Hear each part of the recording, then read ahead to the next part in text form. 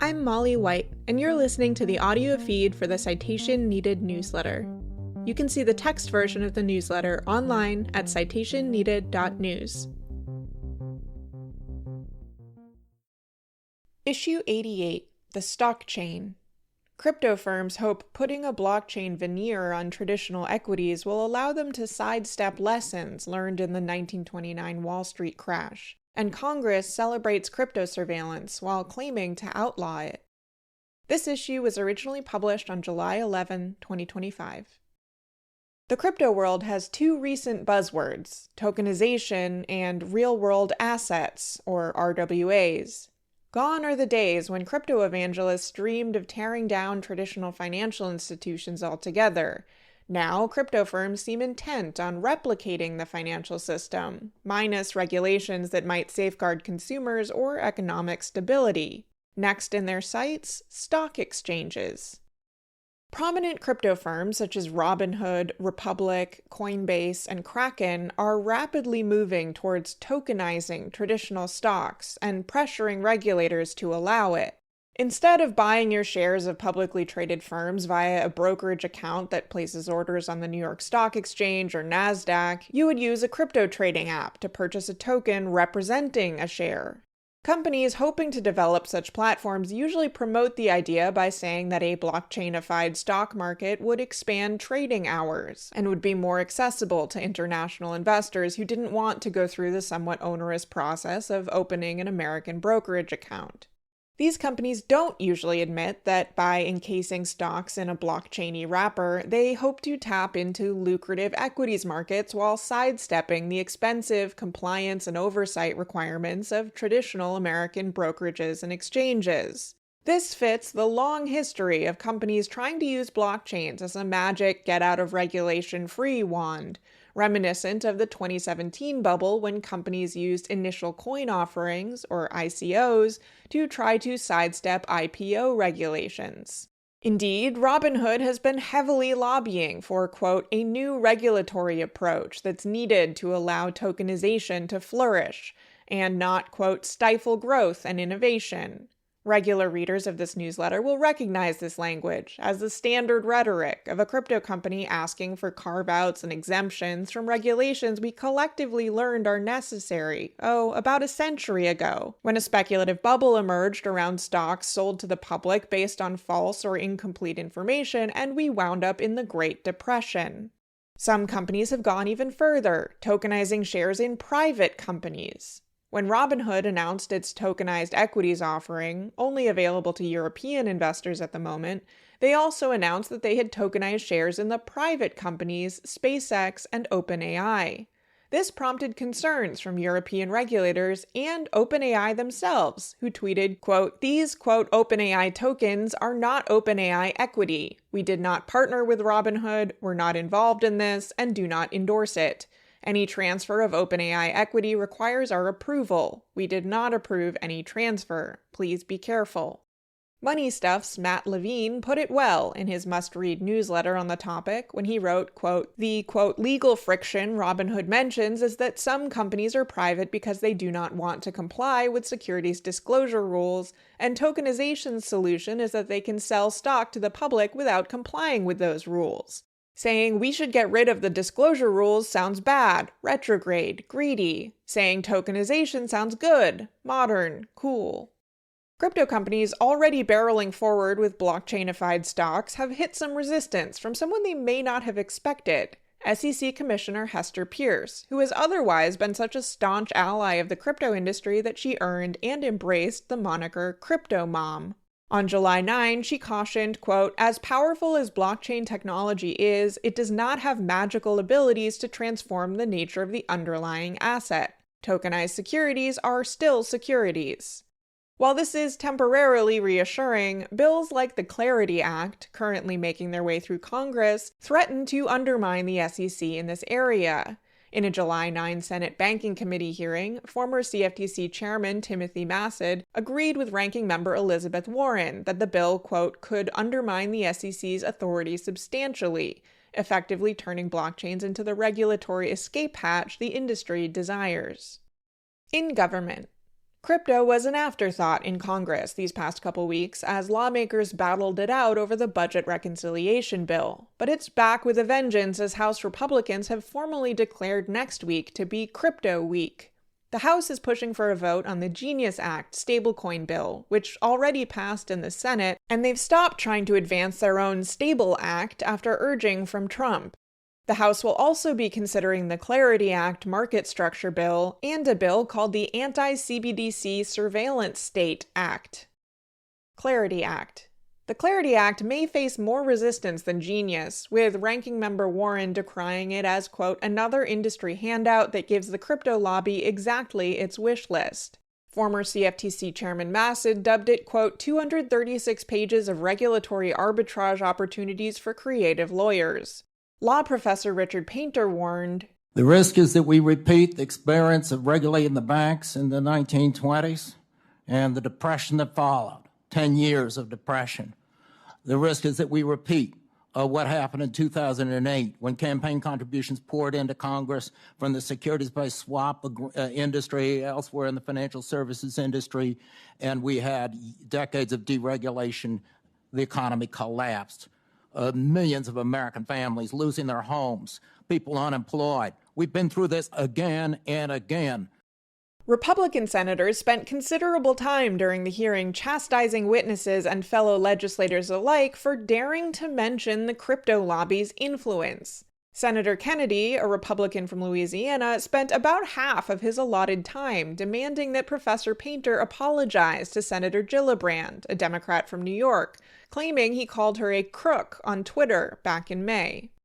Kennedy was kind enough to read the tweet aloud, serving to both clarify that Painter never described her as such and ensure that the official record now reflects Painter's perfectly accurate tweet, which read, quote, the crypto industry is buying Congress and the White House. This won't end well. And then linked to an article titled Senator Gillibrand's Role in Stablecoin Regulation, $217,000 in Crypto Donations. If Kennedy thinks accepting crypto money makes one a crook, well, perhaps he should do something about that. Kennedy himself accepted almost $40,000 in 2024, all from Cumberland DRW's Donald Wilson. This relatively low amount compared to other crypto-backed congresspeople is likely because Kennedy was not up for re-election in 2024. Evidently angered by Painter's refusal to take the bait and his request that they actually discuss the proposed bill instead of wasting time mischaracterizing tweets, Kennedy lashed out, quote, you're a whack job. You are a major league, next level whack job. At the end of the hearing, Chairman Tim Scott proclaimed, quote, I hope we all remember very clearly that our words are containers of power, going on not to rebuke the senator for attacking a witness as a major league next level whack job, but instead those who, quote, weaponized words against Senator Gillibrand or President Trump. Notably, Painter did not bring up Gillibrand. It was Kennedy who printed out Painter's tweet to read at the hearing. Anti-CBDC bill. The rather alarmist named Anti-CBDC Surveillance State Act exemplifies the peculiar Republican stance on digital currency surveillance. They've somehow convinced themselves that Federal Reserve banks are poised to launch a CBDC, or central bank digital currency, that would enable mass surveillance, though no such plan has been seriously proposed. Somehow, preventing this imaginary threat takes priority over addressing things like the president's own stablecoin, which has already given him the types of surveillance and control powers they fear in CBDCs. Indeed, those concerns have mostly come from the Democratic wing of Congress and have been brushed off by Republicans who are largely terrified to criticize anything Trump does. And while Republicans decry purely hypothetical CBDC surveillance, they celebrated crypto's actual surveillance capabilities at the recent Senate hearing, where senators and crypto executives alike delighted in how blockchain's public ledgers ease tracing by law enforcement, and frankly, anyone else. Conveniently, recording all transactions publicly means law enforcement no longer needs to obtain a pesky subpoena to peek in on your financial activities. Here are some quotes from the hearing. This is Chairman Tim Scott, a Republican from South Carolina. Crypto companies are helping law enforcement track illicit activity with greater precision than traditional finance allows. Blockchain technology creates a permanent, traceable ledger that can help law enforcement catch those bad actors I've said it before, so I'll say it again. It's far easier to track something that has a digital footprint than something that does not. Here's Senator Katie Britt, a Republican from Alabama. And transactions on the blockchain offer a unique ability for tracing and tracking, including analyzing trends on the ledger. And here's Brad Garlinghouse, the CEO of Ripple. I think the good news has been, in many cases, they don't often understand how traceable and trackable that actually is, and it's more trackable than, obviously, cash. Back in 2023, I wrote a tweet thread about how, quote, the past month or so, I've suddenly started seeing a bunch of people in crypto and in the financial regulatory/enforcement world who are unironically excited about crypto because of the financial surveillance it could empower, and that scares the shit out of me. I mentioned listening to a panel about how algorithms could detect criminal activity on public ledgers in real time to automatically alert law enforcement, or even be programmed into the money itself to stop transactions. The dystopian future I worried about then is now being celebrated in Congress as a feature. In the White House, research by Citizens for Responsibility and Ethics in Washington, also known as CREW, reveals that 19 White House officials own between $875,000 and $2.35 million in crypto assets such as Bitcoin and Ethereum, standing to directly profit from President Trump's March executive order directing the establishment of national crypto reserves. One of them, Special Assistant to the President for Communications Ian Kelly, holds all 5 of the assets Trump mentioned by name in social media posts as likely candidates for the stockpile. Trump business interests.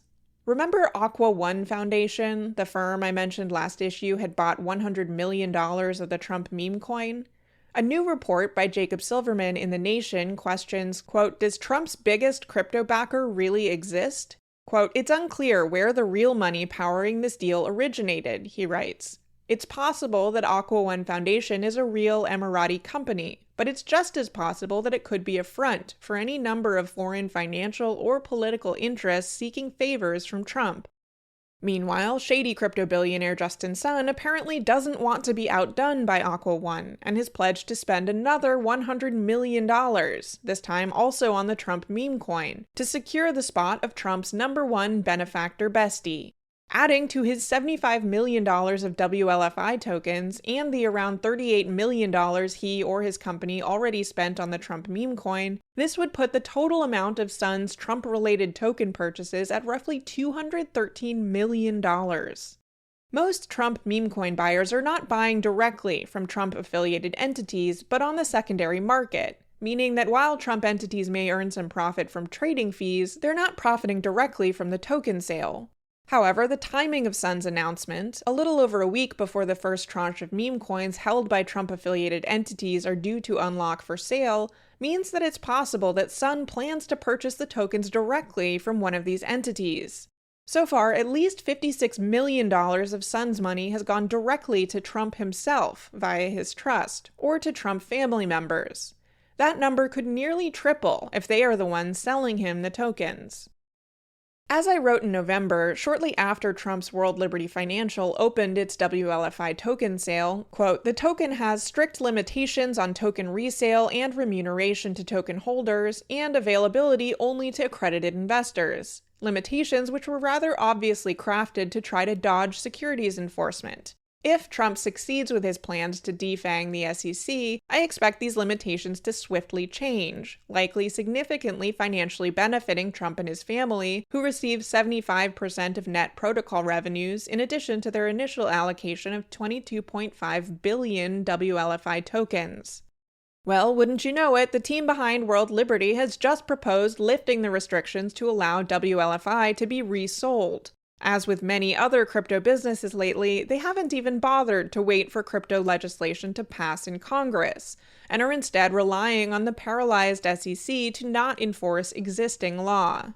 Although World Liberty has yet to actually release any of the software they claim they've been developing since September, they say that allowing secondary sales of the token will, quote, bring us one step closer to building a more open, transparent, and powerful financial system. It seems to me like actually building some software might be a bigger step, but hey, I guess cashing in on the token takes priority.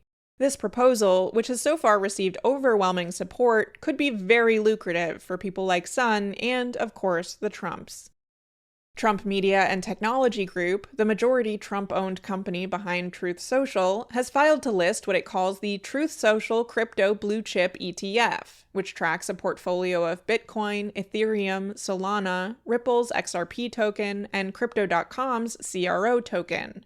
The first 4 tokens make sense for a fund claiming to represent blue-chip cryptocurrencies, as those are some of the most highly traded cryptocurrencies.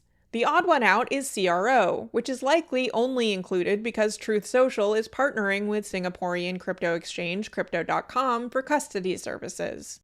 While many applications have been filed, no ETFs have yet been approved involving crypto assets besides Bitcoin or Ethereum. Truth Social also announced that it will be rolling out what it calls gems on Truth Social, which it promises will, quote, eventually be connected to a utility token. This is part of a new $9.99 a month subscription TV streaming plan it's calling the Patriot Package, which adds another 12, quote, premium, non-woke news channels, like Newsmax and OANN, to a list of 27, like Real America's Voice and Lindell TV, in the Truth Plus free plan. In regulators. Crypto firms Circle, Ripple, and BitGo have applied for national trust bank charters, which, if approved, would insert them directly into the heart of the traditional financial system. Quote, stoking the system with banks heavily linked to venture capital and crypto could be a terrible idea, however, wrote Bloomberg columnist Paul J. Davies in what could be the understatement of the year. At least these charters do not automatically grant banks access to master accounts, although it enables them to request access, nor do they allow them to take demand deposits or engage in lending. These charters, granted by the Office of the Comptroller of the Currency, have historically been hard for crypto firms to obtain, so they have instead resorted to trying to worm their way into the banking world in weird ways, like by buying tiny rural banks. But shortly after these firms applied for charters, the Senate confirmed former blockchain executive Jonathan Gold as comptroller of the currency. In addition to approving banking charters, the OCC will oversee stablecoin issuers under the proposed Genius Act, likely motivating these applications by stablecoin issuers Circle and Ripple and, quote, stablecoin as a service company BitGo, which custodies the reserves for Trump's USD1 stablecoin. Another bank, called Erebor, which as you may guess by the Lord of the Rings name is backed by Peter Thiel, Joe Lonsdale, and Palmer Luckey, has also applied for a bank charter. According to the Financial Times, the new bank will aim to, quote, fill the gap left by Silicon Valley Bank, the tech startup-focused bank that failed in March 2023. Around 85% of Silicon Valley Bank's deposits, mostly belonging to venture capitalists and venture-backed tech companies, were uninsured. The FDIC nevertheless covered those uninsured depositors and spent $20 billion on the whole boondoggle. As is so often the case with so-called tech visionaries, yesterday's warning lesson is tomorrow's blueprint. SEC. The whole tokenized stock thing is earning a mixed reception from traditional financial firms and from regulators.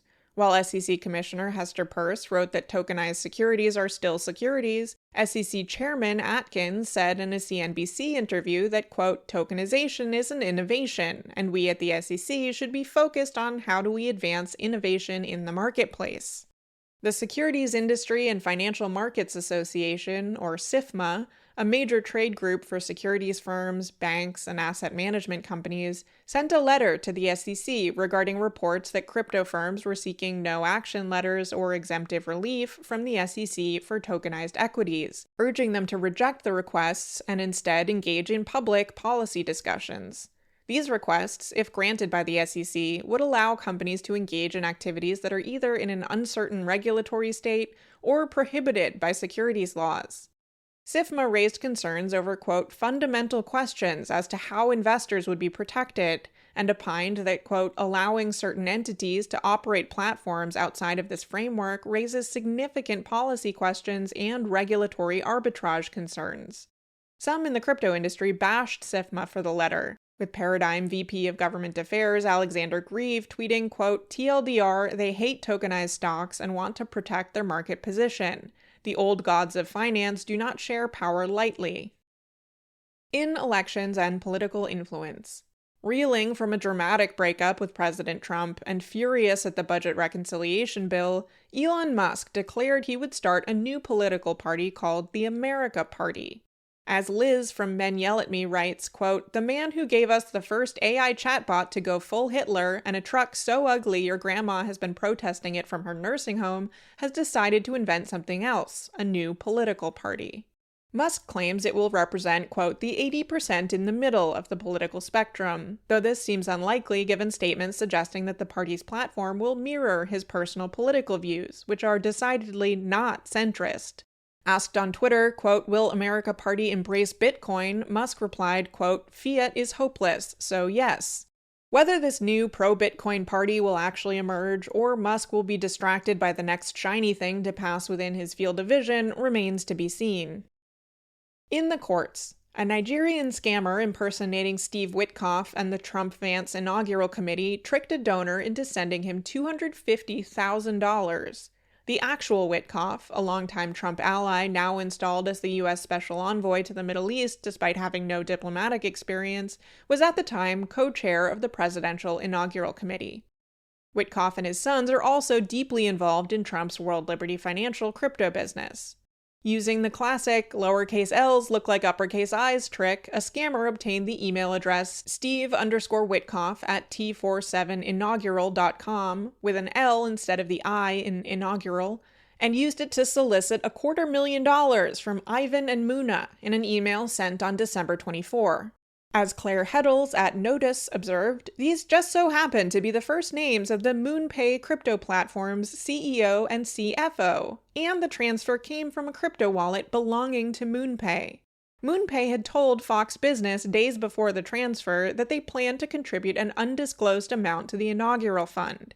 In a surely coincidental development, MoonPay would be chosen only weeks later by Trump's meme coin endeavor to handle payment processing.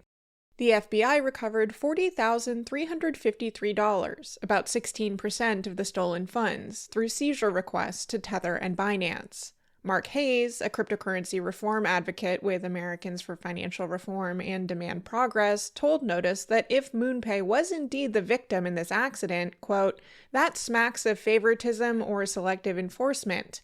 If you're friendly with Trump and you're a Trump crypto bro, you get the DOJ proactively trying to recover your assets, even when there are not too many zeros on a rounding sheet. But if you're an average consumer and you lose your life savings because of a meme coin fronted by those same people, no one's going to help you." The city of Detroit has sued Realty, a, quote, tokenized real estate firm that purchased hundreds of rental properties across the city and sold fractionalized shares to foreign investors. They've also caused hell for renters and the city, failing to maintain the deteriorating and unsafe properties, refusing to pay bills, taxes, or tickets, and trying to dodge the law using 165 corporate entities. In bankruptcies, the FTX estate has asked to pause repayments to creditors based in 49 countries while they evaluate whether it's legal to distribute funds to them. Some of the countries on the list, such as North Korea, Iran, and Cuba, are subject to U.S. sanctions. Others have laws restricting crypto transactions. According to FTX, residents of the potentially restricted countries hold around 5% of the value of all potentially allowed claims, with 82% of the potentially restricted claims belonging to Chinese creditors. FTX has proposed retaining attorneys to evaluate the feasibility of repaying residents of each jurisdiction. If it's not feasible, after an objection period, FTX may forfeit payouts to residents of that jurisdiction. A lawsuit by the bankrupt Celsius platform against offshore stablecoin issuer Tether has survived a motion to dismiss. Celsius alleges that Tether sold off 39,500 bitcoins held as collateral for a loan in a fire sale at lower than market prices to recoup the loan, violating their lending agreement. Some headlines have described this as a $4 billion lawsuit, based on the idea that the amount of Bitcoin would be worth around $4 billion at today's substantially higher prices. However, even if Tether did violate the lending agreement that required them to provide Celsius with 10 hours to come up with additional collateral to avoid defaulting on the loan, it seems unlikely to me that Celsius would have been able to do so if given the opportunity. Celsius was on fire and spiraling towards bankruptcy at the time, failing to repay other loans, and I'm not sure where they'd have found said collateral. It's an interesting lawsuit for a separate reason, though. Tether failed to convince the judge that the claims were a, quote, impermissible extraterritorial application of bankruptcy laws to a company based outside of the US. A lawyer speaking to DL News described the ruling as, quote, a pivotal moment that could potentially reshape the legal landscape for cross-border cryptocurrency disputes. Outside the US, the EU's financial oversight body is reviewing Malta's adherence to the EU's Markets in Crypto Assets, or MiCA, regulations after the small island country fast-tracked the authorization of a crypto firm despite, quote, material issues that remained unresolved or pending remediation at the time of the authorization. CoinDesk has theorized that the unnamed firm might be the Seychelles-based OKX crypto exchange, which was granted pre-authorization by Malta shortly before reaching a $500 million settlement in a U.S. criminal case. Elsewhere in crypto. Sad news, folks. Another planned crypto island bites the dust.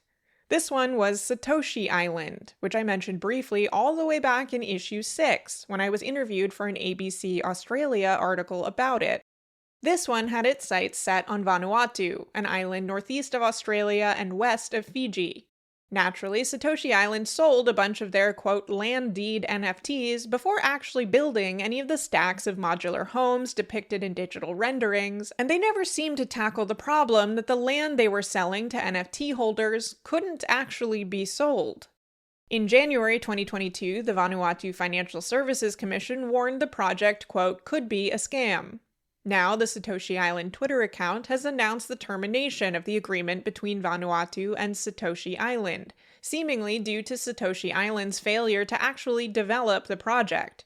Fear not, they're, quote, currently exploring a voluntary buyback. Hopefully they'll work a little harder on that than they did the island residences.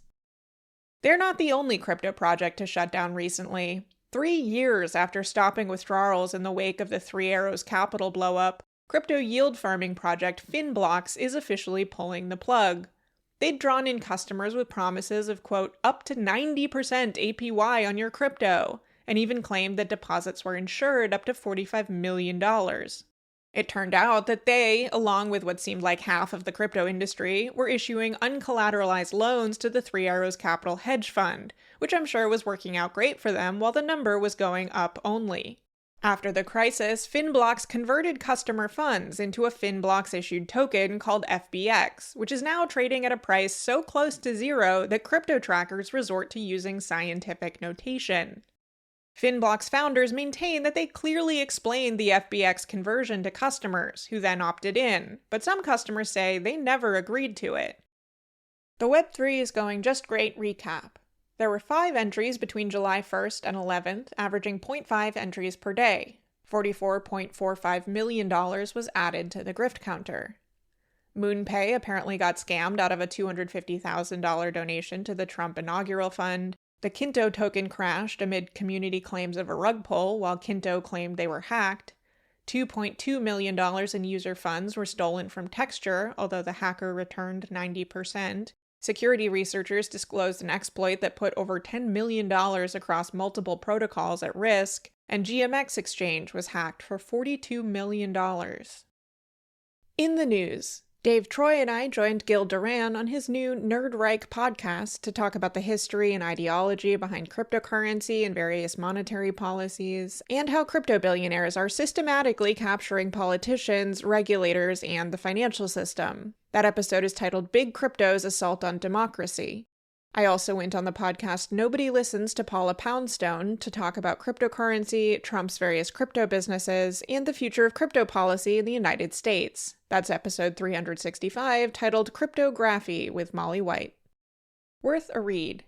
I really enjoyed Evie's essay in her fuzzy notepad blog on what she calls, quote, the whatever machine. It touches on artificial intelligence, nostalgia for when the web felt more human, and the sad trajectory of Bitcoin. That essay is titled The Rise of Whatever. Parker Malloy's article about the new Superman movie isn't so much about Superman as it is about the, quote, manufactured outrage machine that, quote, takes the most innocuous statements and transforms them into culture war ammunition. and, quote, about how the right-wing ecosystem has become so reflexively oppositional that even basic human kindness reads as a partisan attack. It nicely tied together two other things I've read or listened to lately. Timothy Geithner's article in TechDirt about Idaho's Attorney General opining that a classroom sign reading "Everyone is welcome here" needed to be taken down as a prohibited political statement, and an episode of the Citations Needed podcast, the one about media and propaganda, not to be confused with my own S-list publication, about how primarily Democratic politicians and liberal-leaning news outlets manufactured an anti-Semitism controversy over New York mayoral candidate Zohran Mamdani by demanding he condemn a pro-Palestine slogan that some interpret as anti-Semitic, which then quickly morphed into false claims that Mamdani himself uses the slogan and is an anti-Semite. Parker Malloy's article is titled "They're Literally Angry at Superman for Being Nice," and it's published in The Present Age. Also, if you're interested in my fiction reading recommendations, I published my June reading recap to TikTok and YouTube. I've been trying to do one of those every month since March. They're all on TikTok, and they're in a playlist on my YouTube channel if you've missed the previous ones. That's all for now, folks. Until next time, this has been Molly White. Thanks for listening to this issue of the Citation Needed newsletter. If you would like to support my work with a free or pay-what-you-want subscription to the Citation Needed newsletter, or if you would like to receive these issues in your email, go to citationneeded.news/sign-up. If you enjoyed the podcast version of this episode, please consider leaving a rating or review in your podcast player of choice.